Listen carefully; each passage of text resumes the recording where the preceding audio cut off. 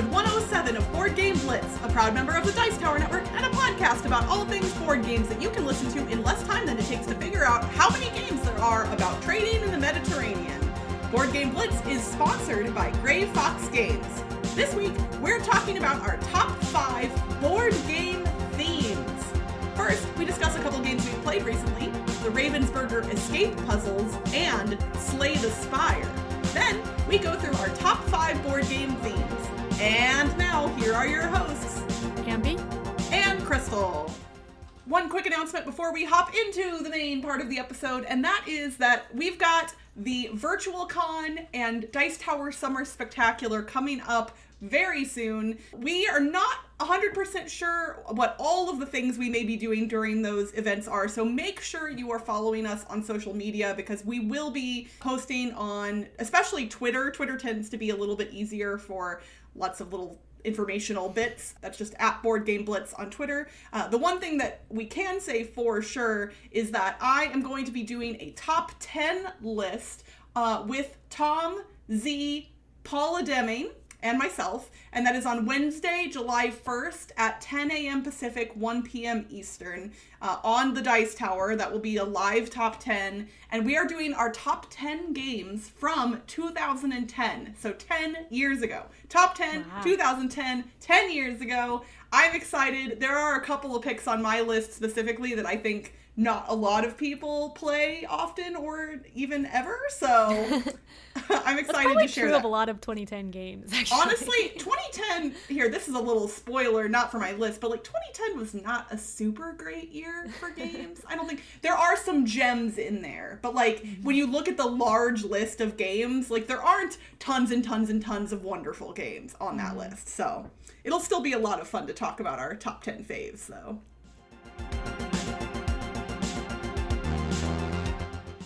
I still haven't been playing that many board games recently, but a pandemic will do that to you. Yeah, but I have been doing some puzzles, which are kind of board game adjacent. So Ravensburger, which is a company it's a board game publisher that makes Strike. That's the only thing that matters, yeah. Clearly. But they also make jigsaw puzzles, and they're pretty good jigsaw puzzles. They stick together pretty well and stuff. So they're one of the companies that I approve of with jigsaw puzzles. But they made this series of escape puzzles. So it's kind of like an escape room mixed with a jigsaw puzzle. And I got a couple of them. I have Witch's Kitchen and Submarine. So each puzzle is themed differently. They have a picture. So the jigsaw puzzle is a picture of something. And so like Witch's Kitchen is like, it looks like the inside of a hut with a bunch of little potions and stuff everywhere. And like black cats and stuff. I don't remember everything. So the way it works is there's a jigsaw puzzle. So you do the jigsaw puzzle and then it has a picture that doesn't exactly match the cover of the box, but it's similar. And then after you solve it, there's a bunch of different puzzles, not jigsaw puzzles, but there's a bunch of different like logic puzzles and stuff, kind of like an escape room, but it's just on the 2-dimensional picture. So like you look at something and it might be like a word puzzle or a number puzzle. All of the answers are numbers. So, but there's something that you do. And there's like one of them, it had 8 mini puzzles and the other one had 6. So I'm not sure. There's a bunch in the series, so it's probably similar for all the other ones. And then after you do all those puzzles, there's a final meta puzzle using the answers from those puzzles. So I enjoyed it. I did it just by myself. I like jigsaw puzzles though, and I think first it's a jigsaw puzzle and then it's an escape puzzle. So if you don't like jigsaw puzzles, this is definitely not for you. But if you do like jigsaw puzzles, like me, then it's basically a jigsaw puzzle with a little bit of bonus at the end, with simple type escape room games, kind of like Exit, but simpler, and like because it's only a picture that you're using, you're not cutting up anything or folding anything, or there's nothing like that. So there's less flexibility with what the puzzles can be, but it's still fun. I like that anyways. And so I enjoyed the Ravensburger escape puzzles. Some of the puzzles were like a little confusing, but they have a hint system online, so you can just go to their website and there's hints that help. So if you're not sure, you're stuck, it'll like tell you. I think it gave you a couple hints and then the answer. I'm not sure if there's spoiler tags though, so you might just see the answer if you're looking up the hint. but yeah, so if you get stuck, there's the answers. So that was Ravensburger escape puzzles. I did the Witch's Kitchen and Submarine. There's a bunch of different ones. I'm not sure how many they have, but they're probably mostly available. So if you like jigsaw puzzles, check them out. They sound really neat, and this feels like something that, like, if you like escape room games, but your, like, family members maybe aren't quite that into the hobby yet, I feel like you could almost, not trick them, but, like, kind of be like, okay, so we're just gonna do a jigsaw puzzle, come here, Grandma, and everybody get together, and oh no, we have to solve a mystery now, too, like, have fun. Also, like, when you finish a jigsaw puzzle, like, definitely there's that feeling of satisfaction, but then I think there's a little bit of sadness, too, because it's over.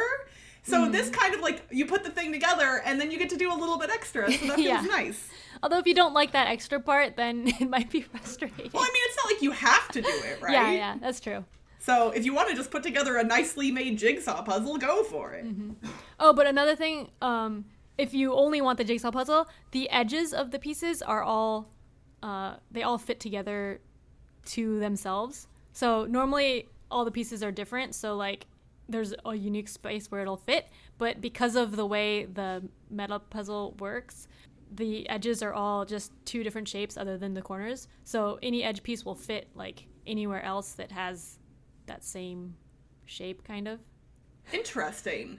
So it's a little harder, because normally you do the edges first, right? And then it's hard to tell where exactly they meet up. You have to do it just by the color and, like, matching everything. So that's so harder. Potentially potentially not very colorblind friendly then in that regard. Yeah.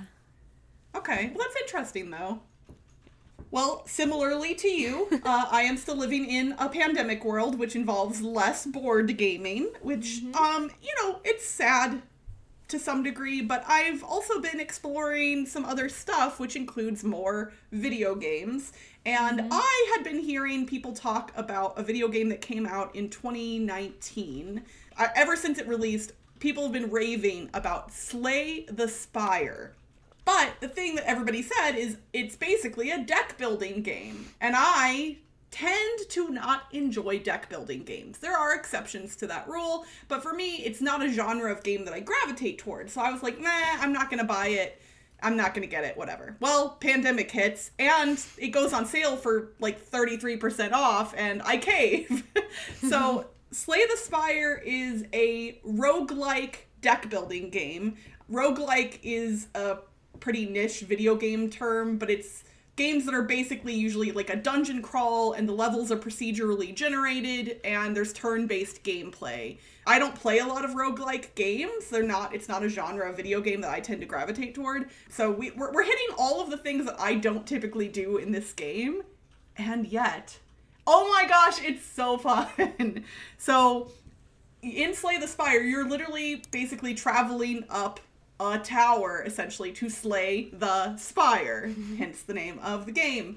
You choose one of 4 characters, and you go up all of the floors that are procedurally generated, battling enemies and bosses in turn-based combat, and all of your attacks and defense and spells and abilities are all a deck that you are continually building as you progress through the tower. So obviously your deck starts off very simple with some basic attacks and defense cards, and then as you beat more bosses and ascend higher, you get to add more cool stuff to your deck.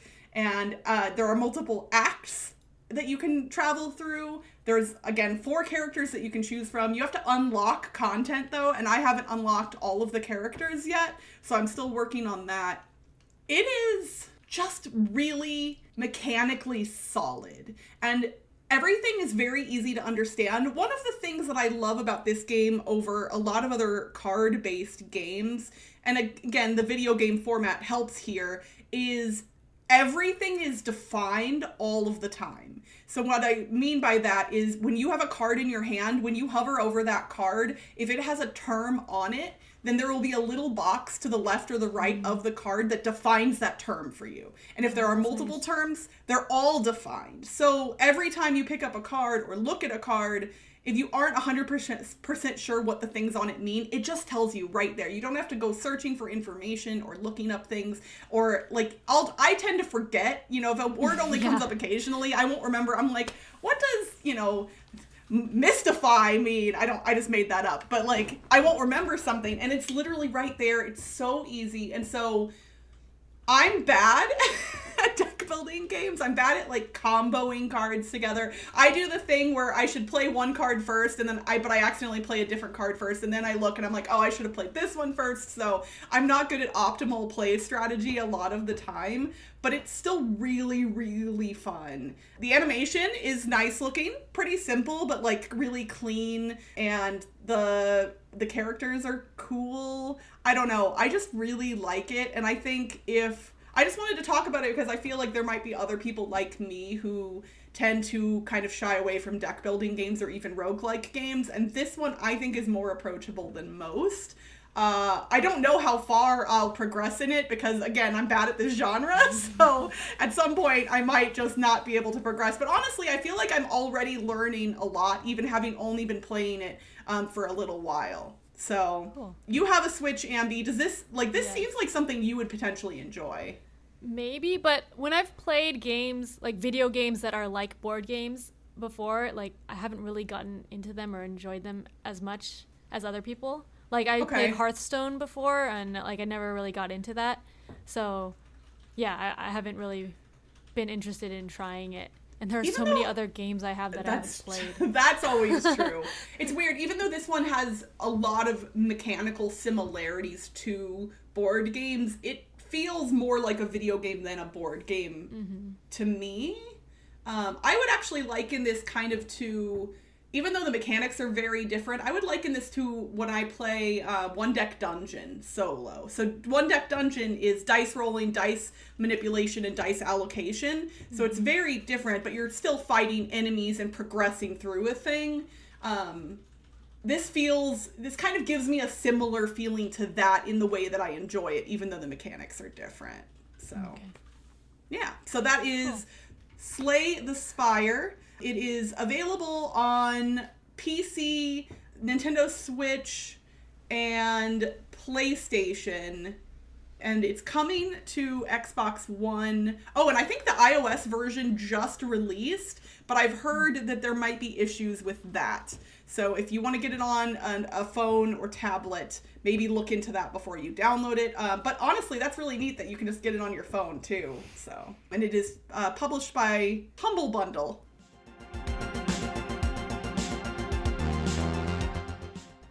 We've said it 1,000 times, Ambie. People love lists. They do. Yeah. It's just a universal truth that we can't get away from, and I don't want to get away from it because I like making them. So today we are going to talk about not specific games per se, but our top 5 themes in games. And you and I kind of approach this a little bit differently. So do you want to kind of explain how you made your list? Yeah, so I made my list not necessarily themes that exist in games, but a lot of them do. But it's a list of, if a game has this theme, then it'll make me want to look at it just because of the theme. If it also has mechanics that I like, then I'll like it, but not necessarily. I mean, I think it goes without saying that nothing is universal. Like, just because I say I like this theme does not mean I'll like every game ever that has that theme. So. Yeah, but like I didn't go with games that I mean, like, there are themes. There are a lot of games that I like that tend to be certain themes, but I didn't go with that because I don't necessarily like them because of the theme. So it's where a theme is what makes me look at the game. So that's what I went with, or tried to think of. Yeah. And mine, I kind of did what you didn't do to some degree, is I picked themes that generally I tend to like a vast majority of the games with that theme. Obviously exceptions, exist everywhere, but when I think of these themes, the majority of games that come into my mind are games that I really, really love. So let's hop into it with number 5. My number 5 I called survival. Because, I was thinking of types of games that I like, and I like engine building type games. And so I was thinking like a game where you start out with very little and then you're building up trying to survive. So one example is Robinson Crusoe.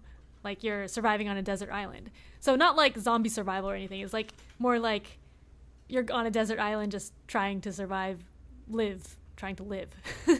So, I couldn't think of any other games that I've played with that theme specifically. But I guess like farming games are kind of a subset of that. Oh yeah, that makes sense. Or, I mean, in theory, there could be some like game where you're on a spaceship or something like that hasn't been made yet, where you're just trying to kind of scrape by, like you've been. Yeah, I feel like something like that would have been made already. I just can't think of any. I don't think so. Like kind of like floating out in the middle of like what's that Sandra Bullock movie? You know what I'm talking about? I don't know. But the board game. Yeah, so that's my number 5. My number 5 theme is nature. So there are actually a pretty large amount of board games that involve nature in some way, but a lot of them I tend to really enjoy. So some games that I kind of came into my mind were things like Herbaceous, Lotus, Reef, Wingspan, and obviously nature could lump animals in here too, and I thought about putting animals on my list and didn't. I think it kind of encompasses animals to some degree, but I don't think all animal games are nature games, and obviously not all nature games are animal games, but something like Wingspan feels a little bit more nature-based than just pure animal-based, because you've got nests and eggs and other things that are not just the animals themselves. Nature just feels very chill and calming to me. A lot of these games tend to be low interaction and you're not messing with other people's stuff as much, so I think they tend to be less stressful for me, which is why nature-themed games are my number 5. My number 4 is another one that I can't think of a game for, but it would be cool if it existed. This is a call to arms. Game publishers, make a game with the theme that Ambie's about to say. Yeah, so this is crafting, or like arts and crafts. So as my hobbies, I like making stuff, but so I know there's patchwork, but that's like, doesn't really feel like you're making a quilt. Yeah, patchwork does not feel like quilting. I was thinking it would be cool to have like a heavier game, like a strategic Euro, kind of like a Vital Lacerda game or something, where you're crafting something. So like there's Pret-a-Porter where you're making dresses and stuff, making designs, but like I like crafting but a bunch of other types of things, like making stuffed animals or making, I don't know. But I think that would be neat. You know what would be neat is something kind of like that Netflix show Nailed It, where people, like amateurs, are trying to recreate like really fancy cakes or whatever from Pinterest, something, but like if it was crafting themed, so you're kind of trying to like popsicle stick and glue together, not literally obviously, but like within the dexterity game. Like you're collecting specific like random ingredients and then you have to somehow turn them into something neat. Yeah, I would get down in that on that. I like it. So that was my number 4, crafting or arts and crafts heavy Euro. My number 4 is mystery. So this one didn't pop into my head immediately, but when I started thinking more about it, I think I really enjoy, not necessarily, like I enjoy solving puzzles, but that feels like a separate thing to me. Mystery is kind of more spooky. And it can involve puzzles, but it doesn't always. Just having to figure something out, either in the midst of a game or at the end of a game. So escape room games definitely fall into this category, but to me something like Betrayal at House on the Hill kind of does too. Or even like Deception Murder in Hong Kong. Some, social deduction games would fit here. Or Mr. Jack, where it's a 2-player strategic game, but you're trying to suss out information. I like a mystery. I like having unknown things that I kind of have to search for and work at and try and get. Yeah, I also like mystery. But I was thinking, I think the reason I like it is more of the puzzle like mechanics and stuff, so I didn't put it as a theme. No, that makes sense. And I really enjoy puzzles as well. I consider just doing puzzles as a theme on here, but I think mystery is a little bit more all-encompassing for me. So that is why it is my number 4. My number 3 is Cyberpunk. So Cyberpunk is like sci-fi dystopian future. Some examples of that are Netrunner and The Resistance. So Netrunner is a now discontinued card game that I really used to like. But I played it too much and it was hard to keep up with it. But like the theme was really neat. There's like these corporations, and then there's these hackers hacking into the corporations and trying to like steal stuff from them, and that was really neat. And then in The Resistance, it's a social deduction game with like spies or the Resistance and spies. Yeah, so but I play The Resistance Avalon, which is like Merlin themed, but we still call them spies. Like I like the theme of the original one better, so I just pretend it's still cyberpunk themed. So what about the cyberpunk theme appeals to you? I'm not sure. Like I just like the characters are cool. Like it seems cool being like futuristic hacking type Resistance, and like I also played the RPG Cyberpunk 2020. Well, we played it for like 2 times because we couldn't like schedule it. But just like the story of being in a futuristic, well, I like sci-fi in general, and then it's like more specific. I like dystopian sci-fi as well, and then it's cool just computer stuff and pretending like you're really good at hacking. Awesome. When you're not. And so that was my number 3, Cyberpunk. My number 3 is art. And obviously all board games utilize art, but I'm talking about games that are themed about art. So things like Starving Artists or Sagrada or Modern Art, or Kanagawa, Belrati, Duplik, which I'm just going to say this out here. I know that we have a few people that listen to this podcast. If anybody has a copy of Duplik lying around that they don't want, please hit me up on Twitter, because I desperately want a copy of this game. My good friends, Mason and Megan Weaver. Mason, you may have heard on the 5x podcast, taught this game to me at BGG Con a couple of years ago, and it is so much fun. I love it, but it's not a game that I could easily print and play, I don't think. So it's Duplik. I'm just going to use my platform here to say, if you have a copy of that game, hit me up, please. I love it so much. But yeah, art, it kind of, I think, does a similar thing for me to the nature-themed games, in that it's kind of more calm and chill and beautiful. In instances like Starving Artists, I'm literally getting to look at, really famous works of art throughout the course of the game, and that kind of just makes me happy. Like, I'm a person who can go into an art museum and spend a really long time just standing and staring at things. I really like paintings and works of art and sculptures and things like that. So, yeah, art-themed games hit me just right. I love them so much. So that is why my number 3 is art.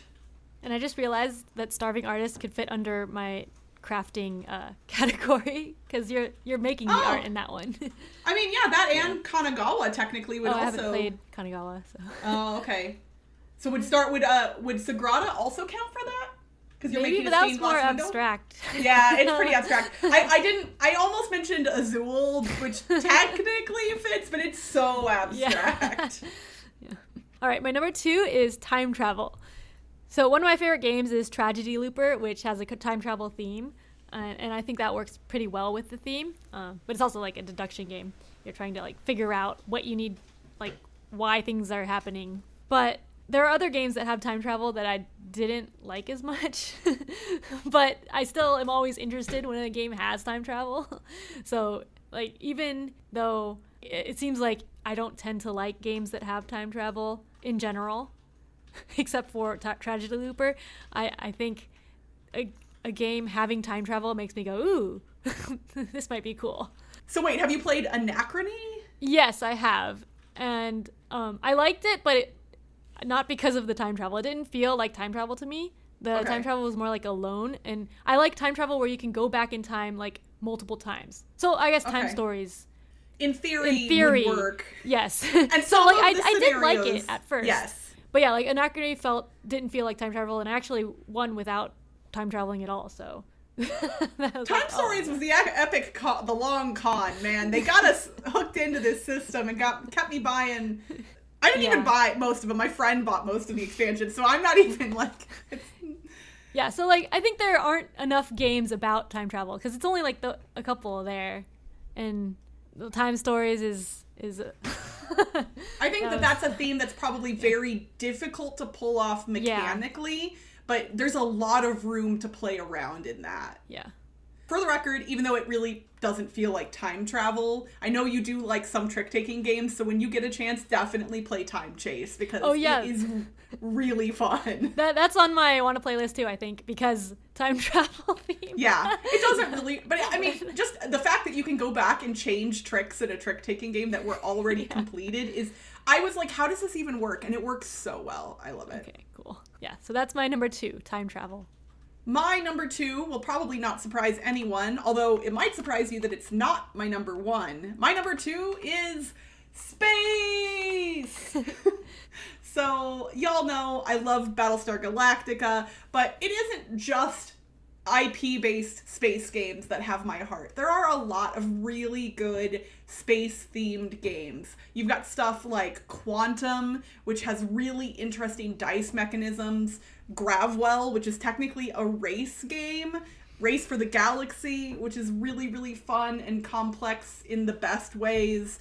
Stellar Leap, which is a short 4X game. And of course, Star Trek Ascendancy. You know, I gotta throw the Star Trek game in there. But I have always gravitated, not just in games, but in my whole life, things themed or set in space, sci-fi, that kind of stuff, I love. So I just always, if I see a new game that's set in space, I'm interested. And obviously, this is also a category where there are lots of games, so there's lots of stuff I haven't tried. I have stuff in my own collection that I'm really interested in that is space-themed and I haven't played yet. So...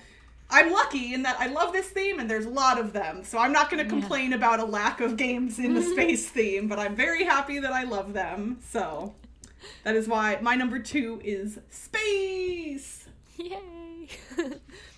My number 1 is Lord of the Rings.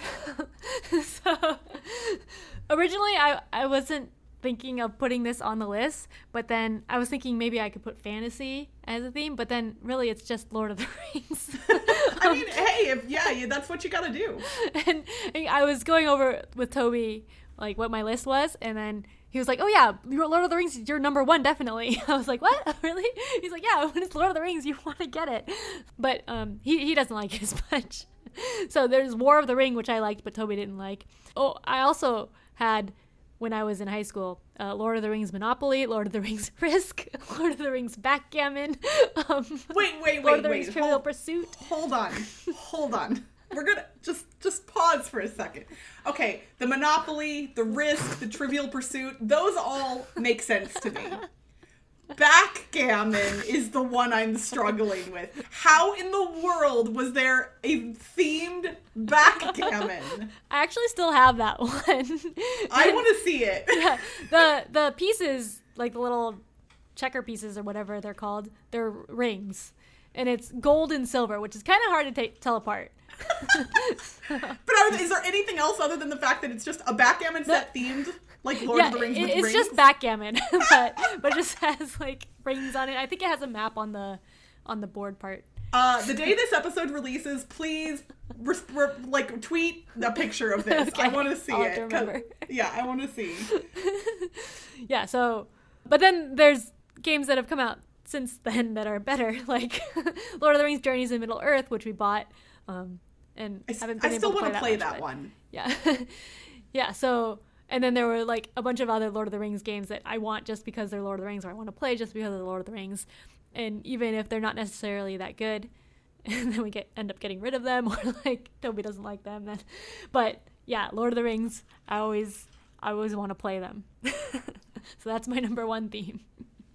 My number 1, the thing that beat out space on my list, is adventure. I love going on an adventure. I don't really care how that takes shape in a game, but I want to explore, I want to discover things, I want to get story. Like, I love going on an adventure. Some of my very favorite games, like Runebound, Legacy of Dragonholt, Near and Far, the newly released Forgotten Waters, they're all based around adventuring. I will say that most of the adventure games that I've played or that I see are often kind of generic fantasy themed. And I don't necessarily mind generic fantasy, but I do wish there were more pure adventure games that were not fantasy themed. There are some. I would actually even like classify something like Tokaido as an adventure game to some degree. That's a little bit of a stretch, but you're going on a journey through Japan and you're stopping at different locations and collecting items. So I think it kind of fits. It's obviously like not the best example of an adventure. There's no story. The other games I named first are definitely what I think of first with this theme, but I love it so much. I want more interesting stories in board games. And even if that means I only can play a certain thing a certain number of times, you know, because I'll know the story and then I'm done with it, that's fine. I don't tend to replay games 100 times anyway, so that's kind of perfect for me, to be honest. Designers, please make more adventure games. Also, Nikki Valens, if you're listening to this, please, I know you don't work for Fantasy Flight anymore, but Legacy of Dragonholt is one of the best things ever, and I want another game like that, please. So that is my number 1, adventure. We would love to hear from you all. What themes do you love in games? Please go to our Board Game Geek Guild or our Twitter or Facebook or Instagram and let us know what themes you love in games, especially if it's one we didn't mention today.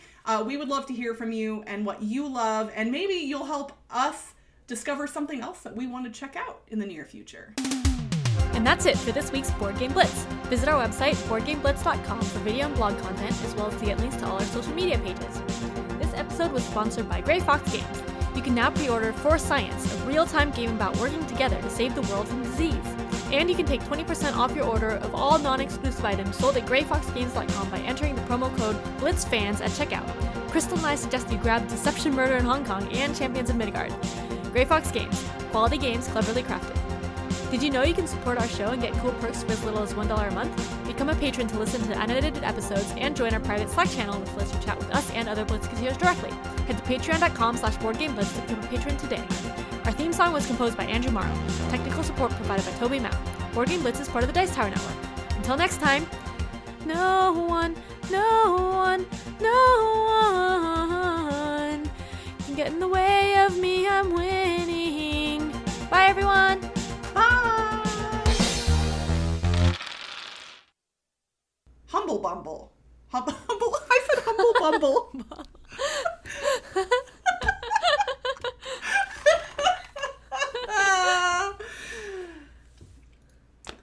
And it is published. Take it. Usurped adventure in my list. Oh gosh, no. What is wrong with me? I'm starting over. Starting that over. Okay.